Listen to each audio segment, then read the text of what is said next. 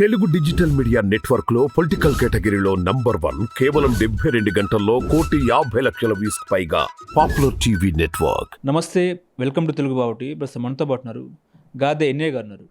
Sir, ED కవితను arrest చేసింది. So ED కస్టడీలో కవిత ఉన్న పరిస్థితి. సో ముఖ్యంగా ఇక్కడ నిజంగా కవితను జైలుకు పంపించే అవకాశం ఉందా బీజేపీ, లేకపోతే బెయిల్ ఇచ్చే అవకాశం ఉందా? అంటే ఇదంతా కేసీఆర్కి తెలిసే జరిగిందంటారా? అంటే మొన్న మోడీ వచ్చారు, ఆ తర్వాత ఈడీ వచ్చింది, ఆ తర్వాత ఎలక్షన్ షెడ్యూల్కి బిఫోర్ ఒకరోజు ముందే కవితను అరెస్ట్ చేశారు. ఎలక్షన్ షెడ్యూల్ వచ్చింది, ప్రచారాలు ముమ్మరం చేసుకుంటే పరిస్థితి. ఓవరాల్గా చూసుకుంటే మీకు ఏమనిపిస్తుంది? అంటే ఇది మొత్తంగా కూడా ఏంటంటే ఒక రాజకీయ చదరంగం, ఇది ఒక చెస్ గేమ్ లాంటిది. ఇది ఆధిపత్య రాజకీయాల కోసం, మనుగడ కోసం జరుగుతున్నటువంటి ఒక ప్రస్థానం ఇది.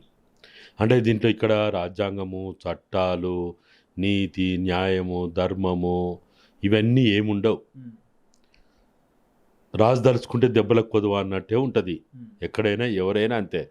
ఆ స్థానంలో కేసీఆర్ ఉన్నా, మోడీ గారు ఉన్నా, లేకపోతే ఇంకా ఈ దేశంలో ఏ పార్టీ ఉన్నా, ఎటువంటి కులానికి చెందిన వాళ్ళైనా, అది ఎస్సీ అయినా, బీసీ అయినా, ఎస్టీ అయినా, ఓసీ అయినా, వాళ్ళు ఎవరైనా కానీ రాజు దలుచుకుంటే దెబ్బలకు కొదువా అన్నట్టే ఉంటుంది. కాబట్టి ఇక్కడ వాళ్ళు ఒక నిర్ణయం తీసుకున్నారు. పార్లమెంట్ ఎన్నికలకు ముందు కనుక మనం కవిత విషయంలో ఒక నిర్ణయం తీసుకోకపోతే, ముఖ్యంగా అరెస్టుకు సంబంధించిన నేపథ్యాన్ని ముందు తేపోతే, కవిత ద్వారానే ఢిల్లీలో గత అనేక రోజులుగా జైల్లో పెట్టినప్పటికీ సిసోడియాని వాళ్ళ కంట్రోల్లో రానటువంటి ఆమ్ ఆద్మీ పార్టీని కంట్రోల్లో తెచ్చుకోవడానికి ఉన్న ఏకైక అస్త్రం, ఏకైక అవకాశం కవిత ద్వారా కేజ్రీవాల్ని బంధించాలి, బందీకారంలో వెయ్యాలి. కాబట్టి ఆ మొత్తాన్ని వాళ్ళు చూసుకున్నప్పుడు ఏంటంటే, ఇంకా తెలంగాణలో వాళ్ళు ఎక్కువ ఎంపీ సీట్లు రావాలన్నా, లేకపోతే ఓటు పర్సెంటేజ్ పెరగాలన్నా, లేకపోతే భవిష్యత్తులో రానున్న రోజుల్లో వాళ్ళు తెలంగాణలో ఒక బలమైన ప్రతిపక్షం కావచ్చు, లేకపోతే అవకాశం దొరికితే, ఈ వెన్నుపోటుదారులు దొరికితే, వెన్నుపోటు రాజకీయాలకు ఊతం పెట్టే అటువంటి నాయకులు దొరికితే ప్రభుత్వం ఏర్పాటు చేసుకోవచ్చు.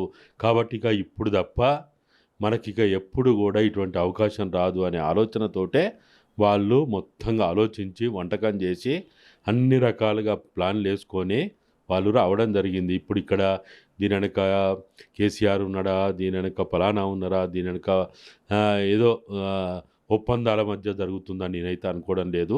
ఇది ఖచ్చితంగా ఆర్ఎస్ఎస్ బీజేపీ తీసుకున్న నిర్ణయంలో భాగంగా ఇది జరిగింది.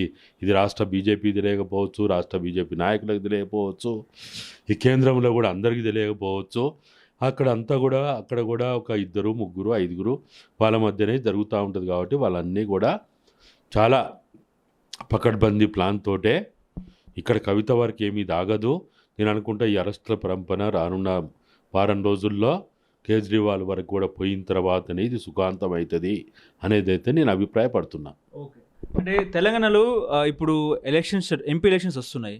అంటే ఈ అరెస్ట్ అనేది అసెంబ్లీ ఎన్నికల ముందు జరిగి ఉంటే ఇవాళ బీజేపీ పరిస్థితి వేరే విధంగా ఉండే అవకాశం లేకపోలేదంటారా? అంటే ప్రతి రాజకీయ పార్టీకి ఆ రాజకీయ వాళ్ళకు కొన్ని వ్యూహాలు, ఎత్తుగడలు ఉంటాయి. ఆ వ్యూహాల ఎత్తుగడల నేపథ్యంలోనే వాళ్ళు ముందుకు పోతూ ఉంటారు. అసెంబ్లీ ఎన్నికలకు ముందు ఎందుకు అరెస్ట్ చేయలేదంటే, వాళ్ళు నాకు సంవత్సరం క్రితం నుంచి కూడా, అంటే ఎన్నికలకు సంవత్సరం క్రితం నుంచి కూడా ఆ పార్టీలో ఉన్న ప్రముఖులు కావచ్చు, లేకపోతే ఆర్ఎస్ఎస్ వాళ్ళు కావచ్చు, అనేక సందర్భాల్లో మాలాంటి వాళ్ళతో మాట్లాడినప్పుడు, చర్చించినప్పుడు, మా ఒపీనియన్ తీసుకున్నప్పుడు వాళ్ళు చెప్పింది ఒకటే ఒక రీజన్. బెంగాల్లో మేము మహిళా కేంద్రంగా మేము మమతా బెనర్జీ మీద మేము ఆ రోజు తీసుకున్నటువంటి చర్యలు ఏవైతే ఉన్నాయో, ఆ రకమైనటువంటి ఆ ప్రచార హోరు ఏదైతే మేము చేసినామో దానివల్ల మేము నష్టపోయినాము, సింపతి వచ్చింది ఆమెకి. కాబట్టి ఇక్కడ కూడా ఆమె ఒక మహిళ అనేది ఒకటైతే, రెండవది ఈ ప్రభుత్వంలో ఉన్నటువంటి పార్టీ కాబట్టి ఈరోజంటే అరెస్ట్ చేస్తే ఎవడు బంధువులు లేవు, ధర్నాలు లేవు, రాస్తారోకలు లేవు, ఏమి లేవు, నిరసనలు లేవు.